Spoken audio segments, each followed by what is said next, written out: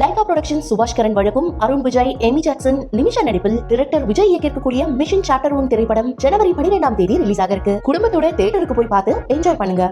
தற்போது அதிமுக முன்னாள் அமைச்சர் ஜெயக்குமார் நம்மோடு தொலைபேசி வாயிலாக இணைந்திருக்கிறார். சார் வணக்கம். வணக்கம்.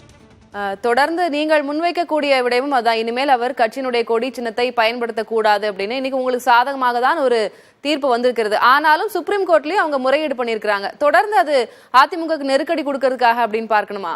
இப்போ சாதகமான தீர்ப்புன்னு சொல்லக்கூடாது. அதை ஒரு நியாயமான ஒரு நல்ல தீர்ப்பை நீதிமன்றம் வழங்கி இருக்கு, உயர்நீதிமன்றம்.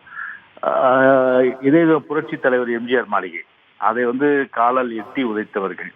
அது மட்டும் இல்லாமல் தொடர்ந்து அனைத்து இந்திய அண்ணா திராவிட முன்னேற்ற கழகத்திற்கு தொண்டர்களுடைய இந்த மன உளைச்சல் ஆளாகின்ற வகையிலே ஒரு குழப்பத்தை ஏற்படுத்தி அதன் மூலம் ஒரு குளிர் காய வேண்டும் என்ற அந்த எண்ணம் கொண்ட ஓபிஎஸ் அவர்களுக்கு ஒரு தகுந்த ஒரு தண்டனை, அதாவது இறைவனை வழங்கியிருக்க நிலையில இன்றைக்கு அவர் கடந்த காலங்களில் அவர் கட்சி இப்போ அனைத்து இந்திய அண்ணா திராவிட முன்னேற்ற கழக தொண்டர்களுக்கும் மாபெரும் இயக்கத்துக்கும் எதிரான அந்த நடவடிக்கைகளுக்கு இன்றைக்கு ஒரு சரியான ஒரு தீர்ப்பு இன்றைக்கு நீதிமன்றம் இன்னைக்கு வழங்கியிருக்கு.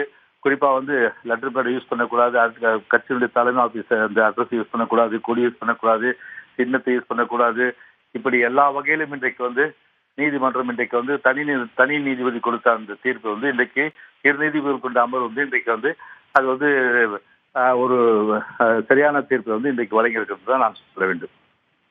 தொடர்ந்து இந்த வழக்கு அவர் கையில எடுத்ததுல இருந்தே அவருக்கு ஆதரவாகவோ இல்ல சாதகமாகவோ தீர்ப்பு வெளியாகவில்லை. தொடர்ந்து அவருக்கு பாதகமான தீர்ப்புகள் தான் வெளியாயிட்டு இருக்கு. ஆனாலும் தொடர்ந்து அவர் முயற்சி செய்து கொண்டே இருக்கிறார். அடுத்து சுப்ரீம் கோர்ட்லயும் அவங்க முறையீடு பண்ணிருக்காங்க. அதை எப்படி சார் புரிஞ்சுக்கலாம்? அதாவது ஒரு ஒரு உள்நோக்கம், அதாவது எப்படின்னா வேண்டுமென்றே ஒரு இன்றைக்கு அந்த கழகத்துடைய பொதுச்செயலர் எடப்பாடி தலைமையில இன்னைக்கு கழகத்தை போல இன்றைக்கு எழுச்சியோடு சென்று கொண்டிருக்க நிலையை பொறுக்க முடியவில்லை. அதனால் தொடர்ந்து ஒரு குழப்பத்தை ஏற்படுத்த வேண்டும் என்பதற்காகவே இப்படி எல்லாம் அவருடைய நடவடிக்கை ஓபிஎஸ் நடவடிக்கை இருக்கிறது.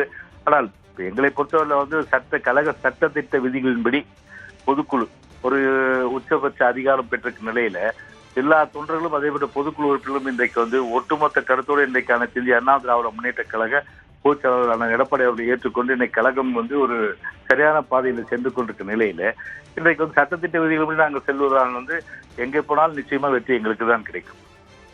நன்றி திரு ஜெயக்குமார், இணைப்பில் பேசியதற்கு. லைகா புரொடக்ஷன் சுபாஷ் கரன் வழங்கும் அருண் விஜய், எமி ஜாக்சன், நிமிஷா நடிப்பில் டைரக்டர் விஜய் இயக்கியிருக்கக்கூடிய மிஷன் சாப்டர் 1 திரைப்படம் ஜனவரி 12ஆம் தேதி ரிலீஸ் ஆக இருக்கு. குடும்பத்தோட தியேட்டருக்கு போய் பார்த்து என்ஜாய் பண்ணுங்க.